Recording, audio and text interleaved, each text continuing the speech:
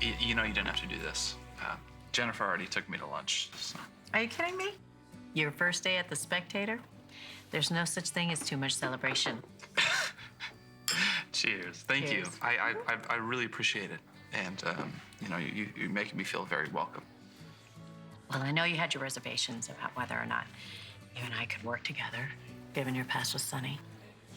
Yeah, I heard him, and I'm sorry for that. I know you are. And it's not your fault you can't remember your life together. But the past, firmly in the past. The present is all about The Spectator's talented new writer. Yeah. I know I just got my badge and signed my paperwork and stuff, but I'm so excited to dive into my first assignment. Oh, excellent. That's the other reason I wanted to talk to you. I have an idea for a story, and I think you'd be perfect. What's it about? You. Obviously. A story about me. Well, to be honest, I'm not sure how much of a story that would be. And I'm not, exactly an expert, since I remember exactly zero about my life. Well, actually, it's not the story of your life I'm interested in. It's the story of your death. My death. My mom was so desperate for me to get my memory back that she decided it would be a good idea for me to relive my death by recreating it, including having Ben Weston strangle me with a necktie. So I'm not super excited about going there. No. I'm so sorry. Well, that's not what I meant. Well, what did you mean? Aren't the necktie killings kind of old news anyway? No, what I want to do a story on is actually the resurrection. Oh, I'm not sure I follow. Dr. Wilhelm Ralph injected you with a drug that brought you back from the brink of death. That's extraordinary. And I think it could make the story of the century.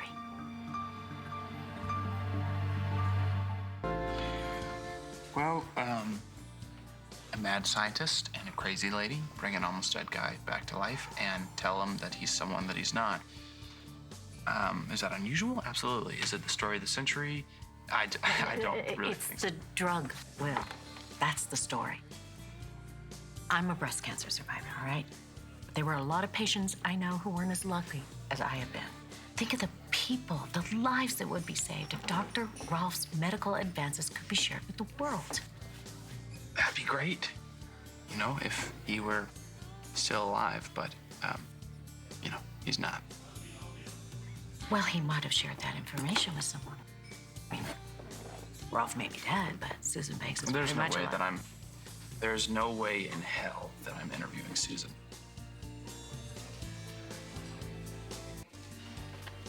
I'm sorry, Will, I didn't mean to upset you.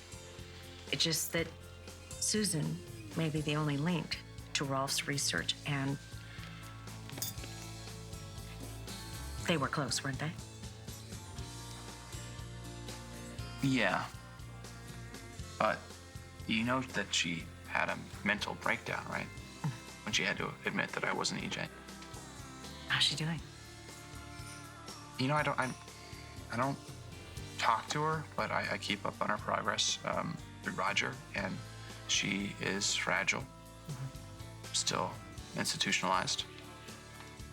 So you wouldn't be comfortable with reaching out to her? Well, on one hand, she was the only mom that I knew for a couple years, and she was kind and loving. But she also robbed me of my life and, my memories. So reaching out to her now, and when she's still kind of attached to me in an unhealthy way, I don't think it would help her. I really don't think it would help anybody. No, I understand. And I wouldn't want you to do anything you don't feel comfortable with. But the story is compelling, Will. The potential benefit to terminally ill people, it's incalculable. So, So you want me to think about it? Okay, I get.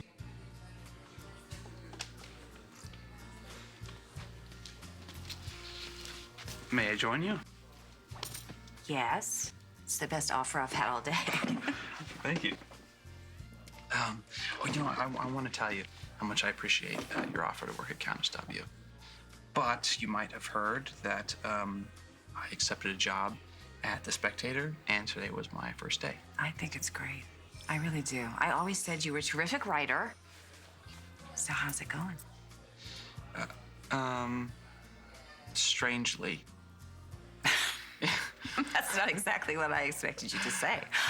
So are you unhappy already? no, I mean I'm so excited to get back in the writing game, but I don't know. My first assignment's kind of problematic. Okay. Well, maybe your grandmother could provide you with a little advice, maybe insight, maybe just be a drinking companion. What do you say? Well, with all that going on, you should never call yourself a grandmother. That's very sweet of you, but I am so proud to be your grandmother. I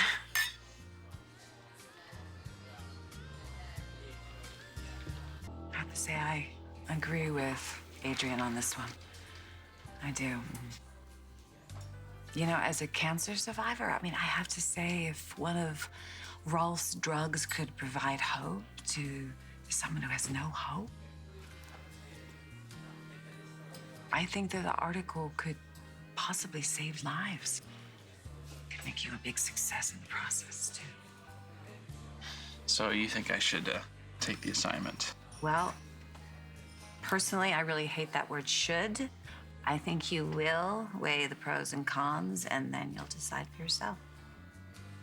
Okay. I understand the miracle this drug could be, and if it even still exists. And I want to contribute, and I would love to make a difference with my writing. But the idea of talking to Susan again, it just brings up so much anxiety, and I'm not sure if I'm ready to deal with that, and with her. Well, there may be someone else.